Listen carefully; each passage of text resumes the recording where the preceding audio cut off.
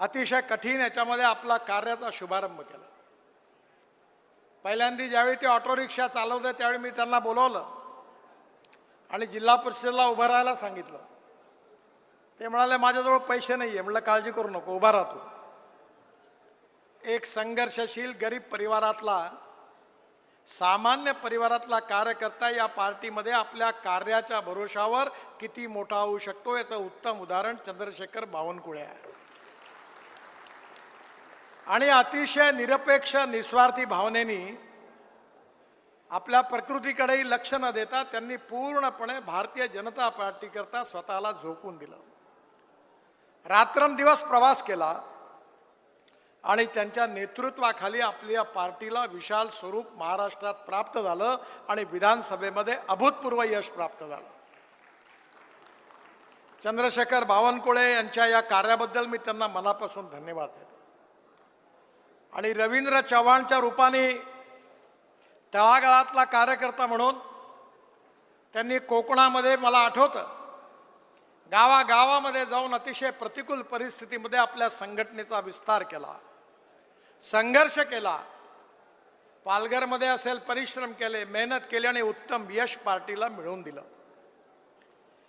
खरं म्हणजे मी नेहमी म्हणतो की देव दुर्लभ कार्यकर्ते हीच भारतीय जनता पार्टीची सगळ्यात मोठी संपत्ती आहे। आपला पक्ष कोणाच्या सहानुभूतीमुळे आणि कोणाच्या आशीर्वादामुळे मोठा नाही झाला। हा पक्ष मोठा झाला लाखो करोडो कार्यकर्त्यांच्या परिश्रमामुळे, त्यागामुळे आणि बलिदानामुळे। आणि म्हणून आपल्यातला एक कार्यकर्ता आज अध्यक्ष झाला याचा आपल्या सगळ्यांना खूप आनंद आहे। एकीकडे देवेंद्रजीच्या नेतृत्वाखाली महाराष्ट्राला विकसित महाराष्ट्र घडवण्याचा संकल्प आपण केलेला आहे। महाराष्ट्राचा आर्थिक विकास करत असताना या महाराष्ट्रातले गाव, गरीब, मजदूर, शेतकरी यांचा सर्वांगीण विकास कसा होईल आणि त्याचबरोबर सुखी, समृद्ध, संपन्न आणि देशातलं पहिल्या नंबरचं प्रगतिशील राज्य महाराष्ट्र कसं होईल याचा सातत्याने देवेंद्रजीच्या नेतृत्वाखाली महाराष्ट्र ते कार्य करत आहे। आज महाराष्ट्राचं चित्र बदललेलं आहे, देशाचंही चित्र बदललेलं आहे। 1947 साली आपल्याला स्वातंत्र्य मिळालं, काँग्रेस पक्षाला 60 वर्ष संधी मिळाली, पण काँग्रेस पार्टी जे 60 वर्षात करू शकली नाही ते 11 वर्षामध्ये मोदींच्या नेतृत्वाखाली आपल्या सरकारने करून दाखवलं। ते जनतेच्या समोर आहे, पण आपल्याला अजून पुढे जास्त काम करायचं आहे। जगातली तिसरी अर्थव्यवस्था भारताची झाली पाहिजे हे मोदीजींचं स्वप्न आहे। $5 ट्रिलियन इकॉनॉमी झाली पाहिजे हे स्वप्न आहे। विश्वगुरु भारत झाला पाहिजे हे स्वप्न आहे। आणि हे स्वप्न पूर्ण करण्यामध्ये सिंहाचा वाटा जर कोणाचा राहणार असेल तर तो देवेंद्रजीच्या नेतृत्वाखाली महाराष्ट्राचा राहणार आहे। जर महाराष्ट्र सुखी, समृद्ध, संपन्न झाला तर भारत देखील सुखी, समृद्ध आणि संपन्न झाल्याशिवाय राहणार नाही। आणि मग येणाऱ्या काळामध्ये महाराष्ट्राचं एक वैशिष्ट्य आहे, आपल्या देशाला जो सामाजिक विचार दिलेला आहे ते थोर बाबासाहेब आंबेडकर, महात्मा ज्योतिबा फुले, राजर्षी शाहू महाराज, छत्रपती शिवाजी महाराज, स्वातंत्र्याच्या लढ्यामध्ये काम करणारे, त्याग करणारे क्रांतिकारक, देशभक्त लोकमान्य टिळक, स्वातंत्र्यवीर सावरकर या सगळ्यांच्या गौरवशाली इतिहास या महाराष्ट्राने लिहिलेला आहे। आणि म्हणून महाराष्ट्र, त्याची प्रगती आणि विकास हा देशाच्या विकासामध्ये अतिशय महत्त्वाचा आहे। आणि म्हणून भारतीय जनता पार्टीला ही संधी मिळालेली आहे की या महाराष्ट्राचं भविष्य बदलवण्याची। विशेषतः आपल्या या ठिकाणी किरणजींनी सांगितलं की जातीयवादाचा आणि सांप्रदायिकतेचा जहर कालवण्याचा प्रयत्न कशा रीतीने झाला, पण कुठलाही माणूस त्याची जात, पंथ, धर्म, भाषा, सेक्स यांनी मोठा नाही तर त्याच्या गुणांनी मोठा आहे, याच्यावर भारतीय जनता पार्टीने नेहमी विश्वास ठेवला आहे।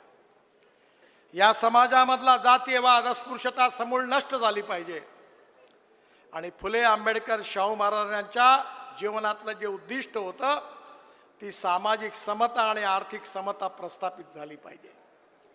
हे केवळ भाषणामधून नाही तर हे कृतीमधून दर्शवणारी कोणती पार्टी असेल तर भारतीय जनता पार्टी आहे, याचा आपल्या सगळ्यांना खूप अभिमान आहे. आणि येणाऱ्या काळामध्ये एकीकडे सामाजिक सद्भाव कायम ठेवून सामाजिक समता आणि आर्थिक समता प्रस्थापित करून दुसरीकडे गुड गव्हर्नन्स आणि विकासाच्या आधारावर महाराष्ट्राचा आणि देशाचा विकास करण्याचं आपलं उद्दिष्ट आहे. मला अतिशय आनंद आहे की आपल्या सगळ्या कार्यक्रमामध्ये समाजातल्या तळागाळातला जो शेवटचा माणूस आहे, जो सामाजिक आर्थिक शैक्षणिक दृष्टीने मागासलेला आहे, ज्याला राहायला घर नाही, खायला अन्न नाही, शरीरावर कपडा नाही, त्या दरिद्र नारायणाला जोपर्यंत रोटी कपडा आणि मकान मिळत नाही तोपर्यंत आपलं कार्य पूर्ण होणार नाही, असं अंत्योदयाचं सामाजिक आर्थिक चिंतन ज्या पंडित दीनदयाल उपाध्यायांनी सांगितलं ते आपलं उद्दिष्ट आहे. आणि येणाऱ्या काळामध्ये ही मिळालेली जी सत्ता आहे केवळ राज बदलणं नाही, तो समाज बदलणं हे आमचं उद्दिष्ट आहे. आणि येणाऱ्या काळामध्ये महाराष्ट्रामध्ये सामाजिक आर्थिक परिवर्तन होत असताना 21व्या शतकातला महाराष्ट्र हा इन्फॉर्मेशन टेक्नॉलॉजी आणि बायोटेक्नॉलॉजीचा उपयोग करून इथला शेतकरी असेल, शेतमजूर असेल, या सगळ्यांचा विकास कसा होईल याचा इंटिग्रेटेड विचार देवेंद्रजीच्या नेतृत्वाखाली महाराष्ट्राच्या विकासाच्या दृष्टीमध्ये ठेवलेला आहे. आपण निश्चितपणे सामाजिक प्रगतीही करायची आहे, सामाजिक आर्थिक परिवर्तनही करायचं आहे आणि देशाच्या पुनर्निर्माणामध्ये महाराष्ट्राचं मोठं योगदान पण द्यायचं आहे. म्हणून एकीकडे देवेंद्रजीच्या नेतृत्वाखालील महाराष्ट्र सरकार आणि दुसरीकडे रवींद्र चव्हाण सारख्या तरुण नेतृत्वाखाली असणारी आपली पार्टी, या दोघांचा समन्वय साधून हे उद्दिष्ट आपल्याला पूर्ण करायचं आहे. येणारा काळ हा निश्चितपणे आपल्याला मोठा एक चॅलेंजिंग असा काळ आहे, कारण आपल्याला हे सिद्ध करून दाखवायचं आहे की छत्रपती शिवाजी महाराज आपलं दैवत आहे आणि त्यांची या ठिकाणी मोठी प्रतिकृती ठेवलेली आहे. पण शिवाजी महाराजांच्या बद्दल म्हटलं जायचं की ते खऱ्या अर्थाने आदर्श राजे होते. यशवंत, कीर्तिवंत, वरदवंत, सामर्थ्यवंत, जाणता राजा, निश्चयाचा महामेरू, बहुत जनासी आधारू, अखंड स्थितीचा निर्धारू, श्रीमंत योगी. त्या छत्रपती शिवाजी महाराजांची शिवशाही या महाराष्ट्रामध्ये आपल्याला आणायची आहे. शिवाजी महाराज आदर्श शासक होते, शिवाजी महाराज आदर्श पिता होते, आदर्श पुत्र होते आणि शिवाजी महाराजांनी आपलं राज्य चालवत असताना स्वराज्याचं रूपांतर सुराज्यात करण्याचा संकल्प केला होता. हिंदुत्व हा त्यांच्या विचाराचा आत्मा होता. हिंदूपत पातशाही स्थापन झाली पाहिजे हे त्यांचं स्वप्न होतं. हिंदुत्व हा संकुचित शब्द नाही आहे. सुप्रीम कोर्टाने हिंदुत्वाची व्याख्या केली आहे वे ऑफ लाईफ. धर्माचा अर्थ कर्तव्य म्हणून असतो. एखादा शिक्षक म्हणतो की मी माझ्या शिक्षक धर्माचं कर्तव्याने पालन करतो आहे. एखादा पत्रकार म्हणतो की माझ्या पत्रकारितेच्या धर्माचं पालन करतो आहे. या ठिकाणी हिंदुत्व हेच राष्ट्रीयत्व आहे, हिंदुत्व हेच भारतीयत्व आहे आणि भारतीयत्व आणि हिंदुत्व हेच राष्ट्रीयत्व आहे. आणि म्हणून येणाऱ्या काळामध्ये हिंदुत्व म्हणजे कुठल्या धर्माच्या विरोधात नाही आहे. आपण ज्या सेक्युलरवादाचा प्रचार केला जातो त्याचा इंग्लिश डिक्शनरीमध्ये अर्थ आहे धर्मनिरपेक्षता. पण खऱ्या अर्थाने सेक्युलर शब्दाचा अर्थ जो आहे हा इंग्लिश डिक्शनरीमध्ये लिहिला आहे तो सर्व धर्म समभाव आहे, धर्मनिरपेक्षता नाही आहे. पण आपण प्रचार करताना धर्मनिरपेक्षता म्हणतो.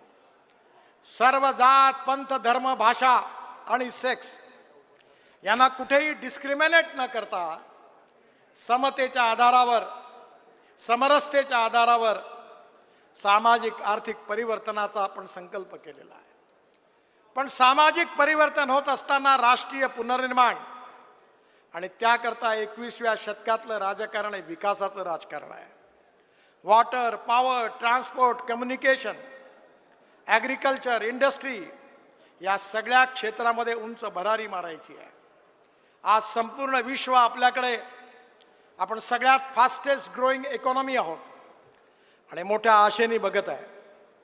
येणाऱ्या काळामध्ये मला विश्वास आहे की मी ज्या ऑटोमोबाईल इंडस्ट्री माझ्या डिपार्टमेंटच्या अंडर आहे ती आपलं जेव्हा सरकार आलं तेव्हा 13 कोटी रुपयाचा इंडस्ट्री होती, आज 22 लाख कोटी रुपयाची झाली आहे. आणि आता जगात आपण जपानला मागे टाकून 7व्या नंबरवर होतो, आता 3ऱ्या नंबरवर आलो आहे. आणि मी विश्वासाने सांगितलं की पुढल्या 5 वर्षात आपण पहिल्या नंबरवर आल्याशिवाय राहणार नाही.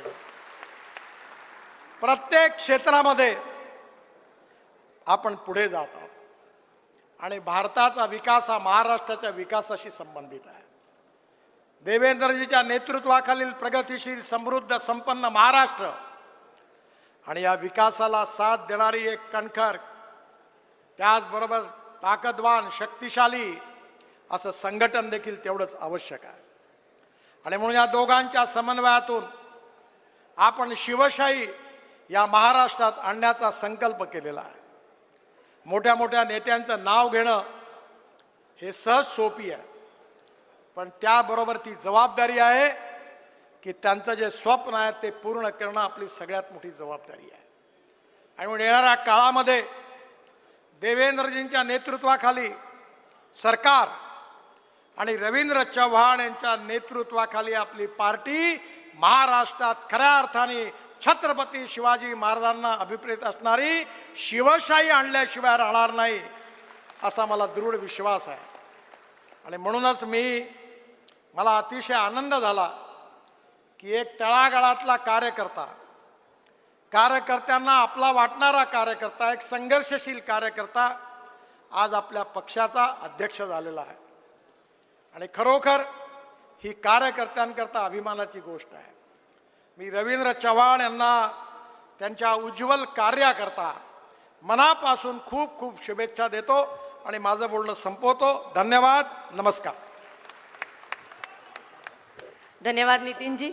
राष्ट्रगीताने या सगळ्या समारंभाची सांगता होणार आहे, तोपर्यंत इथून कोणीही हलू नये अशी सगळ्यांना विनंती करते. व्यासपीठावरचे मान्यवर आधी जातील आणि त्यानंतर आपण सगळेजण इथून निघणार आहोत. ज्यांना अल्पोपहार राहिलेला आहे त्यांच्यासाठी पुन्हा एकदा व्यवस्था केली गेलेली आहे, तो अल्पोपहार देखील होणार आहे. आज या कार्यक्रमाच्या निमित्ताने आपण सगळेजण संपूर्ण महाराष्ट्रातून इथे आलात, तुम्हा सगळ्यांचे मनापासून आभार. हा सगळा कार्यक्रम देशभरामध्ये पोहोचवणाऱ्या माझ्या सगळ्या पत्रकार बांधवांचे देखील आभार. हा कार्यक्रम यशस्वी होण्याकरता ज्यांनी ज्यांनी योगदान दिलेलं आहे त्या सगळ्यांचे मनापासून आभार. मी माननीय तमिळजी सेल्वन यांना विनंती करते की ते 1 मिनिटात तुम्हा सगळ्यांचा सन्मान करणार आहेत. त्यानंतर आपण राष्ट्रगीत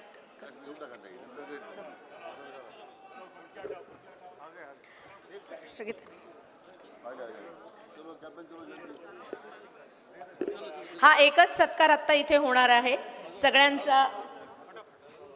सगळ्यांचा एकत्रित असा हा एक सन्मान होणार आहे. पण हा कार्यक्रम संपल्यानंतर